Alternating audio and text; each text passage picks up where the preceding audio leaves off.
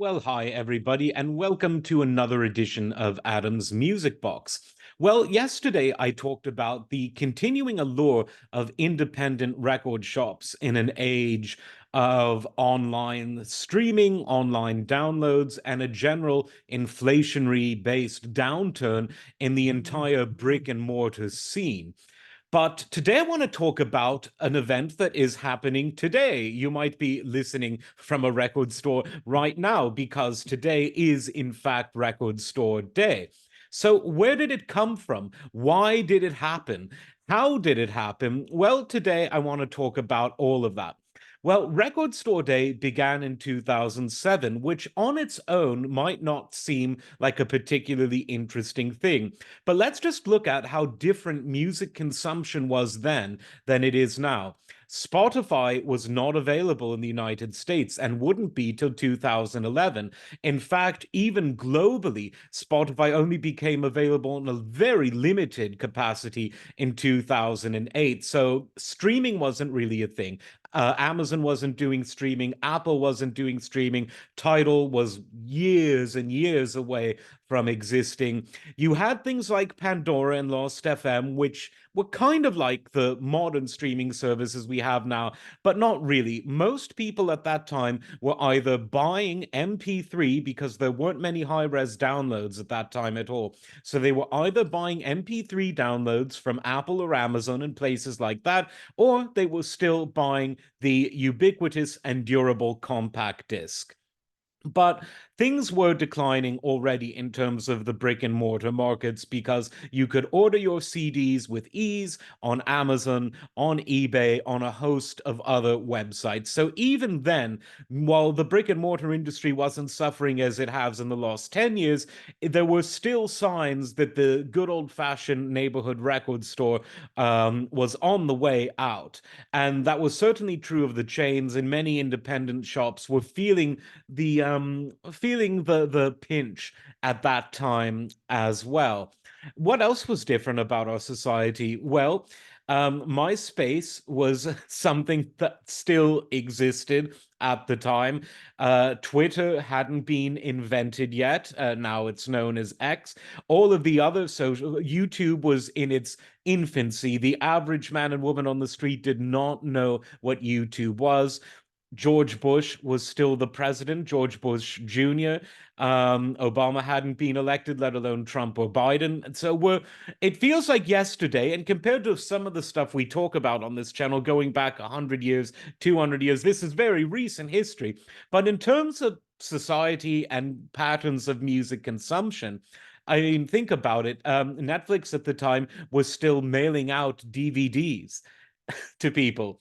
Where did that go? So things were different, but you did have audiophile labels that were going. Classic Records was going strong. They were later acquired by Acoustic Sounds and Analog Productions, who existed then and have only grown since. Mobile Fidelity was back in action after the original company shut down in 1999, and there were other audiophile labels that were going around too. In general, though, the vinyl scene was smaller than it is today. It was bigger, though, than it was in 1997, because the nadir, the depth, the bottom of the vinyl market did take place in the 1990s. That's when everything really went downhill really badly. But it started to gradually creep up as we got into the 2000s. And the reasons for this aren't entirely different than the reasons that we see today. There were people who got sick of the increased detachment from a physical product that we see increasingly today. There were people who thought that, well, CDs are a very convenient form. CDs are something that are very durable compared to records, but the artwork and the overall experience, the changing from side one to side two, all of these type of things, some of them more psychological and others to do with the age-old question about what sounds better, analog formats or digital formats. And so as these debates raged, a couple of guys decided to do something to try to revive interest in the records in the neighborhood record store. And the event focused mainly on vinyl, which is something that wouldn't have happened in the 90s when, apart from DJs, no one really cared about vinyl. But by 2007, it was creeping back up into popularity. And Record Store Day was formed to promote vinyl, promote your locally owned independent record store, to create a sense of community, to allow bands both small and local and big and international to come to stores, do a performance, sign some albums, and just get people generally enthused about the whole record buying experience. Since 2007, record sales, and by that I specifically in this case mean vinyl LP records, have really gone up. Of course, it's nothing like they were in the 60s, 70s, 80s, but compared to what they were in the 90s and early 2000s, the sales have really gone up. And a lot of people, me included, credit Record Store Day in part with bringing the LP vinyl record back to public consciousness.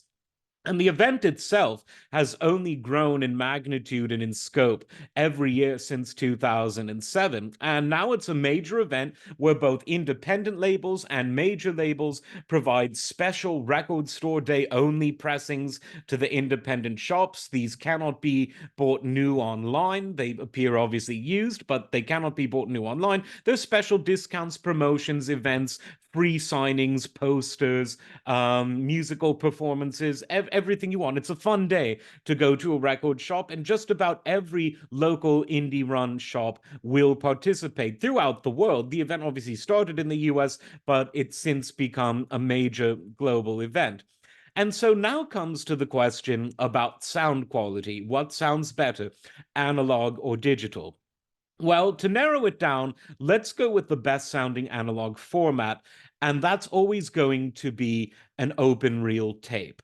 Quarter-inch open reel tapes were sold to consumers mostly in America, but also in other countries in the 50s and 60s. They declined in the 70s, but there were still a few being sent off to record shops into the early 80s. But they became an increasingly rare format because many consumers found the threading of the tape into the tape machine somewhat cumbersome, and others did, and they just didn't want to bother with that, even though generally they were the superior format.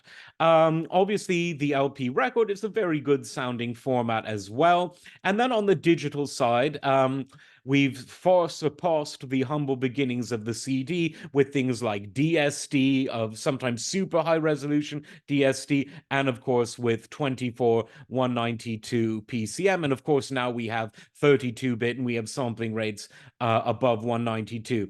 So the question of what sounds better, and no one will ever agree on this, so I'm not going to throw my hat into that particular ring, but I will just offer a word of caution. It depends on the human being behind the pressing. It depends on who mastered that particular format. And because of that, there are some records, some LP records, that sound better than digital formats because of who mastered it. And there are some digital formats that sound better than analog formats because of who mastered it. Just two examples. Mobile Fidelity put out a wonderful LP pressing of the Powerful People album by Gino Vanelli, wonderful musician. And that sounds amazing. No other record pressings and no digital versions sound as good as that.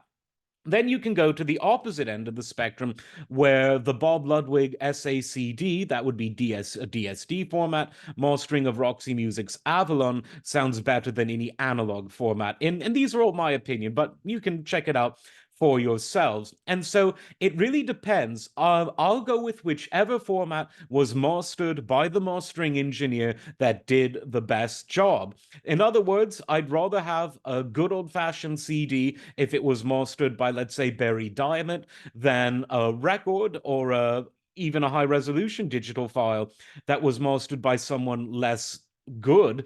And likewise, if there's a great, let's say, Mobile Fidelity LP from the 70s, that could well sound better than even some masterings of a high resolution digital version of that album. So it really comes down to the people. And that kind of brings us back to Record Store Day, because above all, Record Store Day is about people. It's about the experience. It's more about that than the product itself. And so enjoy your Record Store Day. Have these debates about analog, digital, records, tapes, SACDs, CDs, high res. Go see a live band in a record shop and support your locally owned retailers because they need it more than the other guys. So enjoy, everybody. Like, subscribe, and we will see you next time. Take care.